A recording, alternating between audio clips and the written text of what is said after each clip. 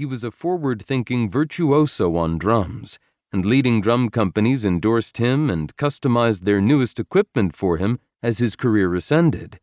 His oversized bass drum was hand-painted with an image of his face with a wide smile that could light up the globe, topped off with a jeweled crown.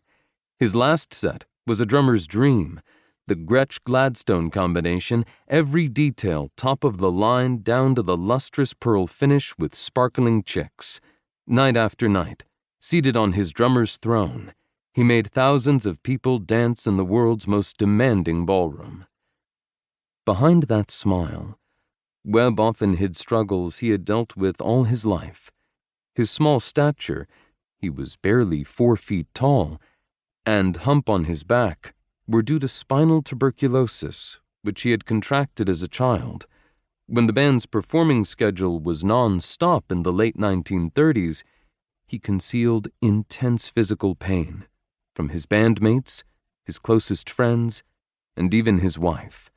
Periodically, his pain and related ailments would compel him to return to Johns Hopkins Hospital in his hometown of Baltimore, where he'd been treated since childhood.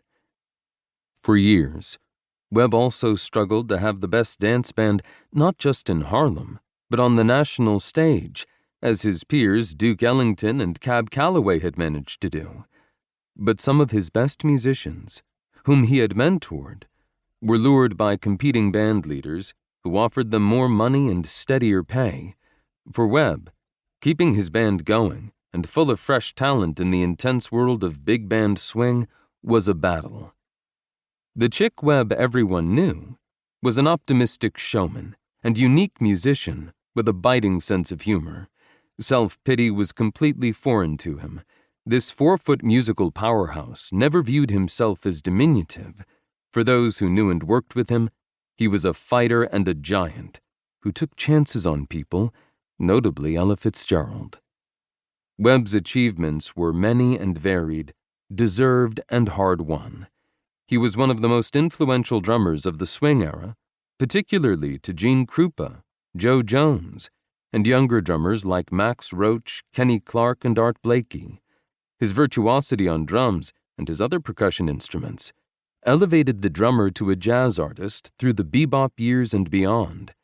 Several of his early hires, in addition to Ella Fitzgerald, have had a lasting impact on American jazz and pop music.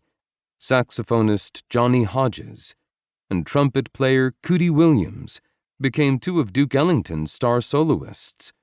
Cuban trumpet player Mario Bauza was a force in the development of Afro-Cuban jazz.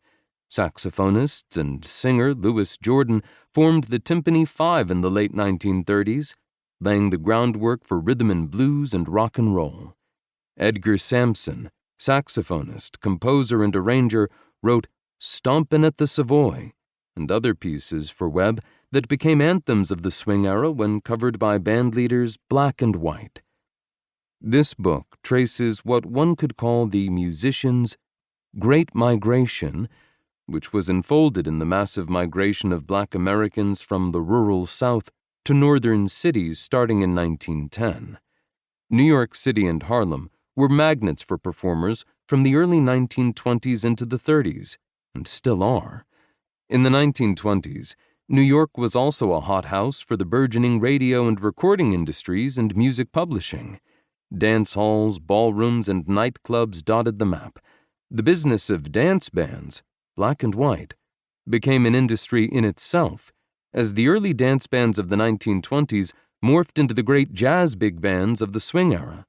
Webb's musicianship and growth as a bandleader were in tandem with those developments.